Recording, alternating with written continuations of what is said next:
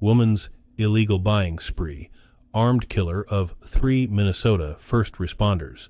Storm dumps over 4 feet of snow in Colorado. Duty, honor, outrage. Change to West Point's mission statement sparks controversy.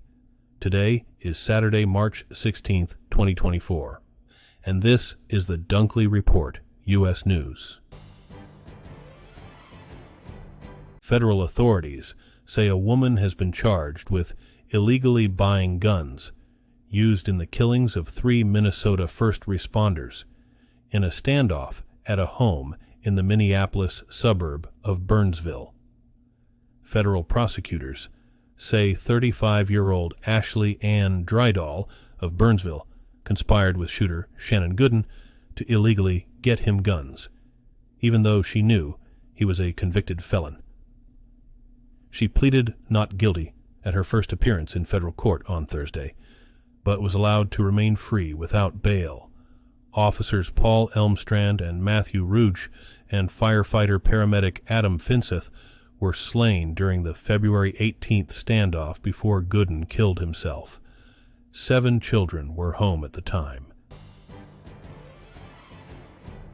A major storm dumped over 4 feet, 1 meter, of snow in northern Colorado before ending Friday, leaving thousands without power. The National Weather Service says between 10 and 20 inches fell in the Denver area, and the foothills got 2 to 4 feet. The storm will help boost the amount of moisture for the South Platte River, which flows to the east, but it was too much of a good thing for one ski resort. Eldora Mountain urged people to stay home until it could dig out lifts, do avalanche control, and clear an access road, where a 6-wheel drive grader went off the road.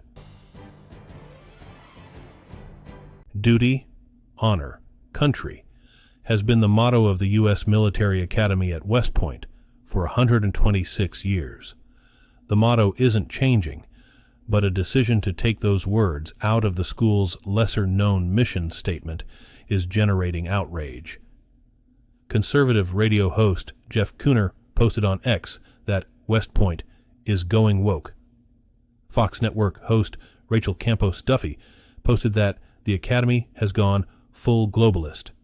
Officials at the 222-year-old military academy 60 miles north of New York City say that while duty, honor, country will always be the school's motto, the mission statement is updated periodically. Lyft and Uber say they will cease operations in Minneapolis after the city's council voted Thursday to override a mayoral veto and require ride-hailing services to increase driver wages to the equivalent of the local hourly minimum wage of $15.57. A statement from Lyft calls the ordinance deeply flawed and says it will pull out by May 1st when the ordinance takes effect. Uber has reportedly issued a similar statement. The measure's co-sponsor says drivers deserve dignified minimum wages. Like all other workers, Uber and Lyft say they will push for statewide legislation to counter the ordinance. State House Republicans have proposed a bill that would preempt local regulations of ride-hailing services. Federal prosecutors say a network of supporters has helped fugitives from Florida avoid capture to face charges stemming from the January 6, 2021, riot at the U.S. Capitol. Prosecutors argued Thursday that a January 6 defendant, Thomas Osborne, is a flight risk because he is close to the family of a brother and sister from Lakeland, Florida, who remained on the run for months after they were charged with storming the Capitol. Prosecutors say the siblings, Jonathan and Olivia Pollock, have relatives who helped them hide before the FBI captured them in January.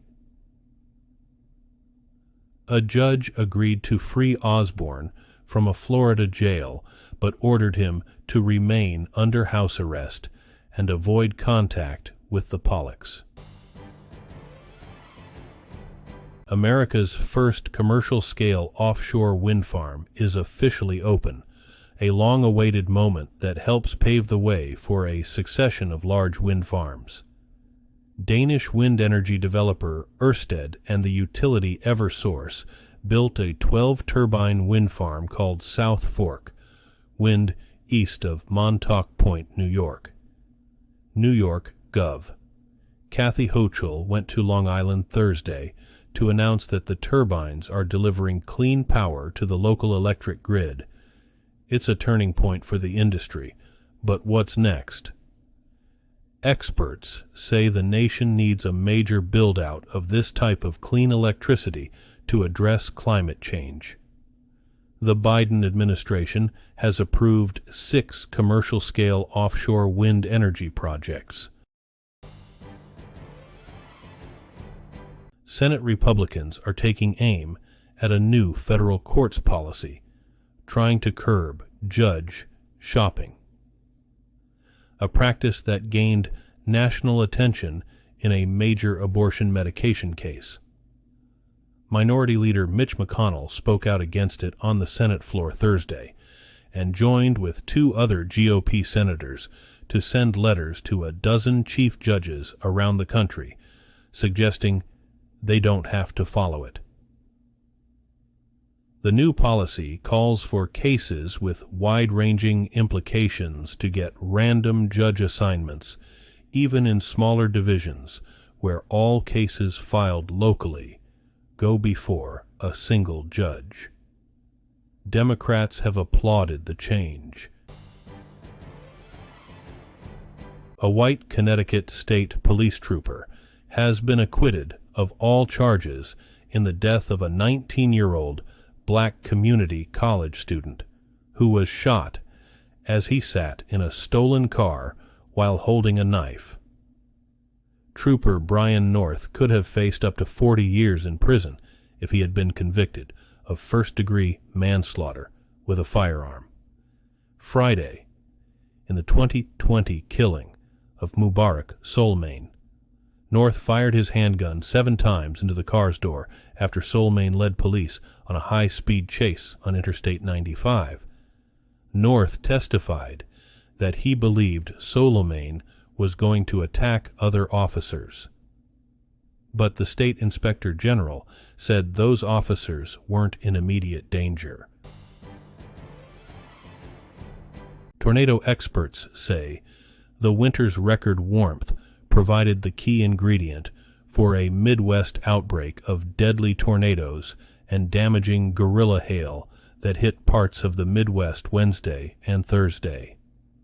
Tornadoes need wind shear, which is usually around in winter and spring, and warm, unstable air, which is usually missing this early in the year, but not in 2024. It's here. It's a bit early, but not unprecedented for such a tornado outbreak usually associated with May or April. But that's also because of the hottest winter in both U.S. and global records. Thank you for joining us here at the Dunkley Report International News. Don't forget to like and subscribe for the latest breaking stories.